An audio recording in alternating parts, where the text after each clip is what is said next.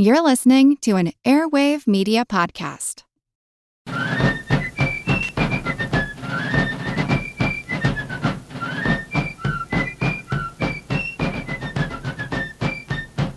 Hello, and thank you for joining the American Revolution. Today, episode 55, The British Retreat from Lexington and Concord. So last week we left off with Lieutenant Colonel Francis Smith having concentrated all of his surviving regulars back in Concord Village. He gave the men a short rest and prepared for the march back to Lexington. His men only carried 36 cartridges each when they left Boston the night before. Thinking this would be a quick raid that would rely on surprise rather than firepower, no one bothered to bring any extra ammunition. At the same time, thousands of militiamen descended on the region, hearing of the attack at Lexington and looking to exact some payback. With every hour, their numbers grew. As the regulars left Concord, they found about 1,000 armed militia shadowing them on either side of the road. Smith sent out flanking companies to keep the militia at a distance. Then, about a mile down the road, the regulars had to cross a narrow bridge over a creek, forcing the flanking companies to fall back into the main column. There, Major Buttrick, one of the same militia leaders who had attacked the British at Concord's North Bridge, led about 300 militia against the rear of the column of regulars. They got close enough to kill 2 regulars and wound 4 others. The British rear guard returned fire as the column crossed the bridge. And as I discuss all these skirmishes, if you're interested, I've put a map up at my blog site, blog.amrevpodcast.com, showing the path of the British back to Boston and all the battles that were fought along the way. Another mile down the road, Smith's column of regulars had to confront about 500 militia assembled on Brooks Hill. Smith deployed several companies to scatter the militia, but with superior numbers on the high ground, the militia held their position and fired on the advancing regulars. The regulars took more losses, but occupied the militia.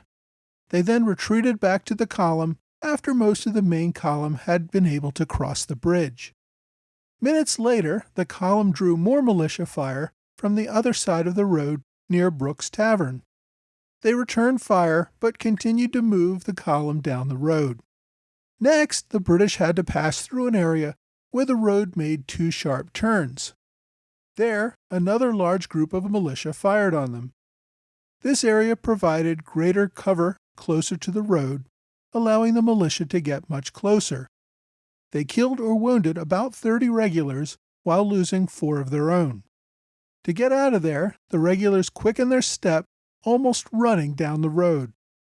Militia on the side could not keep up through the swampy land and underbrush. But the militia did keep up a harassing fire from the sides as the regulars marched toward Lexington. Flankers attempted to keep them away, and a few militia who got too close sometimes fell victim to the flanking companies. These tired and angry regulars were not taking prisoners. If the regulars got close to any militia, wounded or not, they killed them. No prisoners, no respect for the injured. Around this same time, Colonel Smith took a shot to the thigh and fell off his horse. He joined the wounded, and Major Pitcairn took command. A few minutes later, Pitcairn's horse threw him, injuring his arm. As the militia had tried to target officers, almost all the senior officers were by this time killed or wounded. Mostly relatively junior officers took control of the men, and I use the term control loosely. The normally well-disciplined British regulars were barely listening to orders by this time. It was about 2 p.m. on April 19th. Most of the regulars had now been awake since the morning of the 18th. They had been marching and fighting with few breaks for the last 16 hours. Most of them were out of ammunition or close to it. As they approached Lexington, they knew they were still a good 10 miles from Charlestown and safety. A good 3 or 4 hour march, even if they could find the energy to keep up a good pace. The militia seemed to grow with every step, now estimated at over 2,000. Many began to think the unthinkable, surrendering to this mob of civilians whom they had dismissed as incompetent fighters a day earlier. Many soldiers began to break ranks and run toward Lexington Green, their immediate goal. Officers only kept most of the men in line by threatening to bayonet any soldier who broke ranks. Then, as all seemed lost, hope came into view.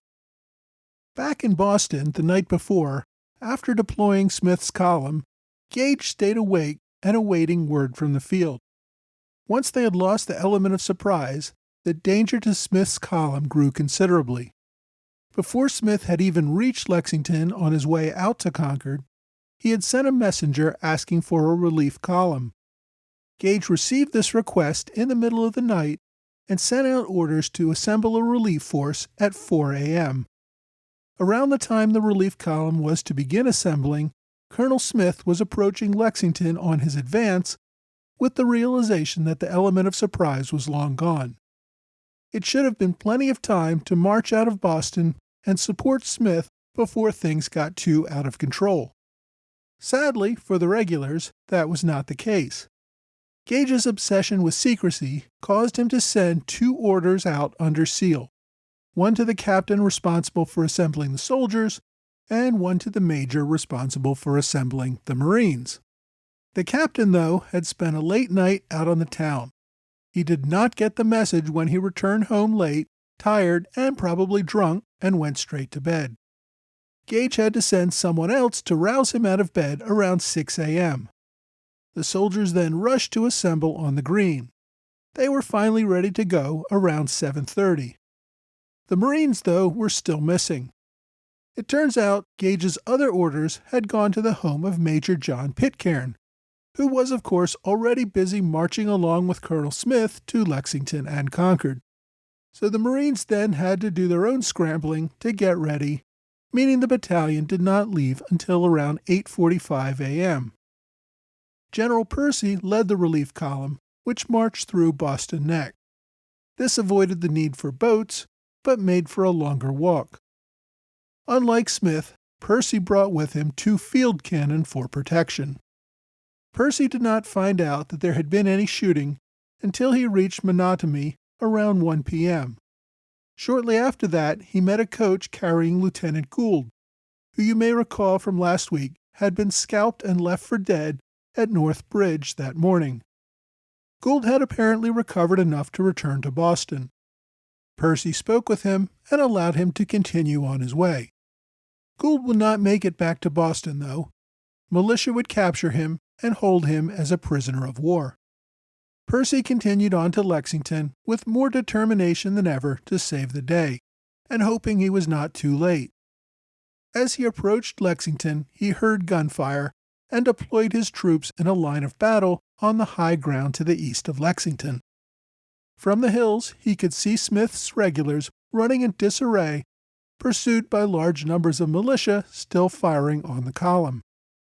Percy directed his artillery to fire at the militia. Though they were really too far to be effective, the sound of cannon convinced the pursuing militia to stop and take cover. The men from Smith's column ran behind Percy's lines, dropped to the ground, eager for a few minutes of rest. The militia, though, had reformed and began advancing on the line. Several of Percy's companies, angered at seeing civilians humiliating their fellow soldiers in battle, broke and charged the militia without orders. The officers had to struggle to get the men back in line. The regulars also faced sniper fire from nearby houses. Percy ordered his men to burn 3 houses that the snipers were likely using for cover. After that, the harassing militia fire fell off. The regulars held their lines on the east side of Lexington, while the militia concentrated their forces on the western edge of town. Percy now realized that his column was also in a pretty precarious situation. His roughly 1,000 soldiers were facing a far larger force. The remaining soldiers of Smith's 700 men were exhausted and out of ammunition. They were more of an impediment to the column than any assistance. While Percy had confidently told others that the Massachusetts militia would run if they ever came under fire, he began to understand that these locals were standing up well to enemy fire and were operating as well as any regular regiments he had seen in battle. Like Smith, Percy had left Boston with only 36 rounds per soldier held in their cartridge boxes. He did not bring any extra ammunition. Similarly, he did not bring the ammunition wagons for his 2 cannon. They only had a few rounds held in their side boxes. After Percy had left Boston, Gage sent a wagon with extra ammunition to catch up with the column. The wagon left town with only a small guard on horseback. This detachment ran into an ambush of old militia. These were old men considered too old to march to Lexington and stationed themselves near home on the road between Boston and Menotomy. They called for the wagon to halt, but the officer ordered his men to push forward. The militia opened fire, killing 2 sergeants and wounding the commanding officer. They also shot both lead horses, causing the wagon to stop. The 6 remaining soldiers on the wagon took off running in panic, throwing their guns into a pond. Down the road, they found an old woman and surrendered to her. She turned the men over to the local militia, who took them prisoner. When the story of these events reached London, one member of the opposition commented, quote, "If one old woman can take 6 grenadiers, how many soldiers will it require to conquer America?" End quote. More importantly to Percy, it left him short on ammunition and a long march back to Boston with thousands of hostiles all around him. Percy assembled his forces into a large moving square. In the center, he placed Smith's column. He deployed flanking companies on both sides of the road to march along with the column, keeping the militia from getting within firing distance of the main column on the road. He sent forward an advance guard to clear any houses or other possible ambush points ahead of the column.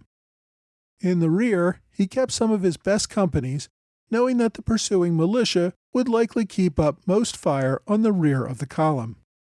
His men could not run, nor even march at full speed. His flanking companies had to deal with all sorts of impediments on the fields they were covering. His rear guard had to walk backwards most of the time and fire on their pursuers while marching. His advance guard needed time to clear impediments in front of the column. So they retreated slowly back toward Boston in a constant state of battle. Around the same time General Percy was taking charge of the regulars in Lexington, General William Heath of the Massachusetts militia was trying to organize the militia into a better fighting force. Heath had little military experience, but had read a good deal about skirmishing and light infantry tactics, making use of Henry Knox's bookstore in Boston for many years.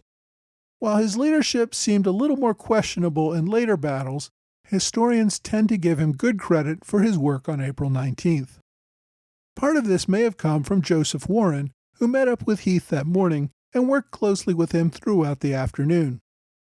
Based on the fighting before Heath took charge, he also clearly benefited from highly capable and self-motivated field officers and men as well. Heath's main value that day was to provide guidance to all the militia units continuing to arrive on the scene. Rather than have all of them simply chase the retreating column of regulars, he deployed them at points down the road where he knew the regulars would have to pass. As a result, the regulars faced a nearly continuous gauntlet of harassing fire from all sides as they retreated. Heath did not attempt to concentrate his men into a line of battle. That was where the regulars were at their best and the militia at their worst. Even if the militia won such a showdown, such a battle victory might have resulted in a complete capture of the regulars. Patriot leaders were not really sure what they would do with them once captured. So rather, the goal seemed to be not a battlefield win. It was simply to convince the regulars that venturing outside of Boston would force them to pay too great a price to try it again. Percy began to move his men from Lexington around 3:15, heading slowly east with all his defenses deployed. As expected, the rear guard took the heaviest fire. Several times, Percy had to rotate in new companies to the rear to provide relief. Many militia were on horses. They would take a few shots at a distance, then hop on their horses before any flankers could get near them, ride a distance up the road ahead of the column, and repeat the process. As Percy's column passed through a monotony, both sides saw some of the heaviest and most vicious fighting of the day. Flanking companies surrounded several militia who took positions too close to the road and killed them without mercy. There is a story of one 78-year-old man who was able to fire 5 shots against the column before they sent a detachment to take him out. The man did not retreat but killed 3 more of his attackers with his musket and 2 pistols before a regular shot him in the face. The angry attackers then bayoneted him multiple times, leaving him for dead. This story is a popular one because the old man actually survived and lived another 18 years to tell the story. After taking fire from many of the houses along the side of the road, Percy deployed infantry to clear the houses. The soldiers killed anyone found inside without mercy. Some regulars also lingered to loot the houses of any valuables. A few soldiers who lingered too long ended up getting left behind by the column. Local militia found several of them still in homes and killed them too without mercy. 2 unfortunate locals remained in Cooper Tavern drinking away their woes. Regulars burst in on the tavern, probably looking for drinks themselves. Although there was no evidence that these 2 men were involved in any shooting, the angry soldiers killed them both with bayonets and bashed in their skulls with their gun butts.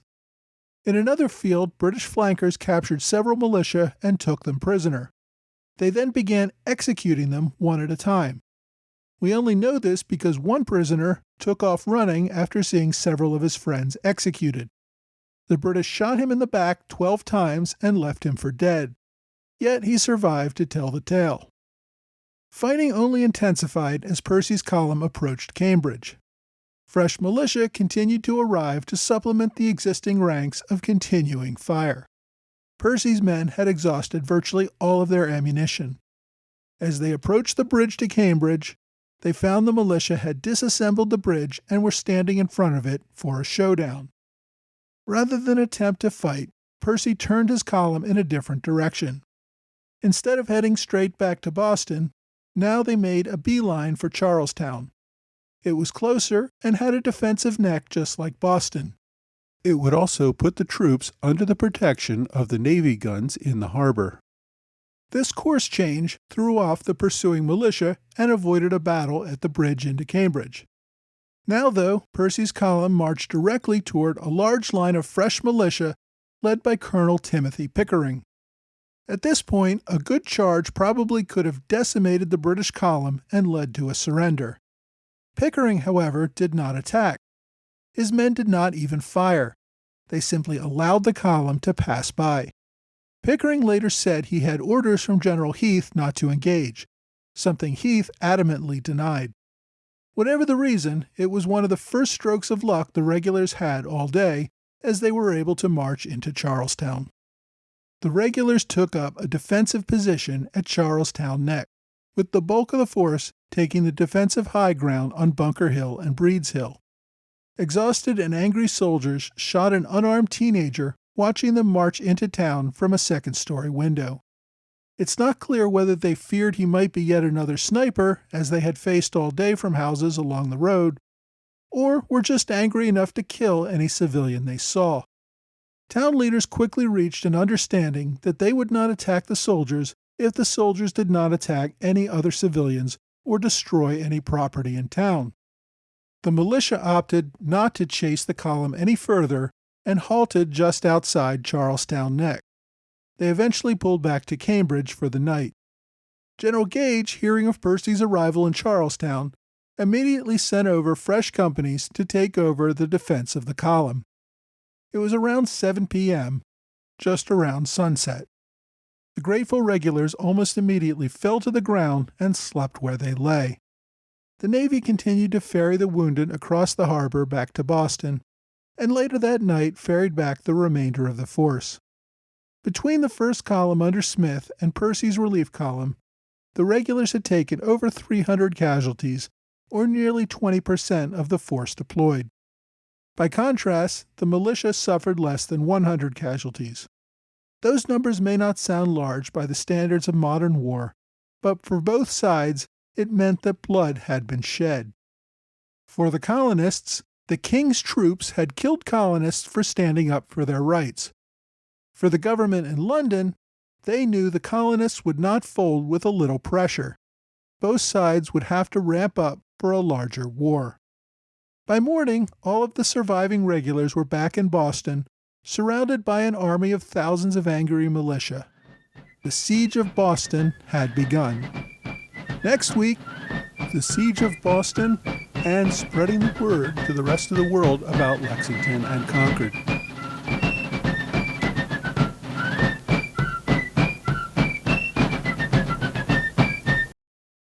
Wait a minute, the closing music played, but I'm still talking. What's going on?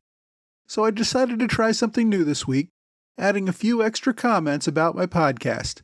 I'm putting this after the music so that if you are interested in the topic of the week and nothing else, you're free to stop there and move on to other things. The main feature here is a weekly book recommendation. I'm going to get to my first recommendation in a minute, but first, I want to ask you, the listener, for feedback. If you want to get in touch with me, my email address is mtroy.history@gmail.com. I'm on Twitter using @AmRevPodcast. My Facebook group is American Revolution Podcast. But be careful, there are 2 Facebook groups with the same name.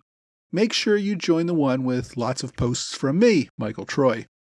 If you want to support the American Revolution financially, I have a link on my latest blog episodes where you can contribute via PayPal. Just look for the PayPal logo at the end of each episode. Another way to support the podcast is to click on the book links in my blog. I recently signed up for Amazon Associates. If you click on my book links and then buy that book, I get a commission. Even if you just want to buy something else at Amazon, click on my book link, then search for whatever you want. I still get a commission on your purchase, and you pay the same price for whatever you were buying. But that's enough about money. I want to get to my first book recommendation, because I think it's a great one. And just to be clear, I am not being paid for these recommendations. This is not an advertisement.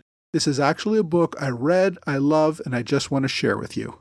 It's called The Road to Concord: How 4 Stolen Cannon Ignited the Revolutionary War by J.L. Bell. It was first published in 2016 and discusses how the Patriots stole 4 cannon from the middle of Boston while under the guard of British regulars. General Gage was so incensed and embarrassed by this that he did not want to report the loss to London and really wanted to recover those guns. The march to Concord was based on a tip that the stolen cannons might have been stashed there. I really enjoyed the book, and at 178 pages, excluding endnotes, it's a fairly short read, at least compared to the massive tomes I usually read. But it really digs into a largely ignored backstory about how the war began. The author, J.L. Bell, also runs the Boston 1775 blog, which has lots of great short articles on all sorts of events from the beginning of the war. So even if you don't buy his book, please do check out his blog at boston1775.net. And remember, if you do buy the book, please use the link on blog.amrevpodcast.com to go to Amazon. That will help support this podcast. And again, just to be extra clear, because I'm kind of paranoid about this, I have zero financial incentive to recommend this particular book. I get a commission on anything you buy on Amazon, but I'm recommending this book because I like it. Well, that's all for today. Please come back next week for more American Revolution podcast.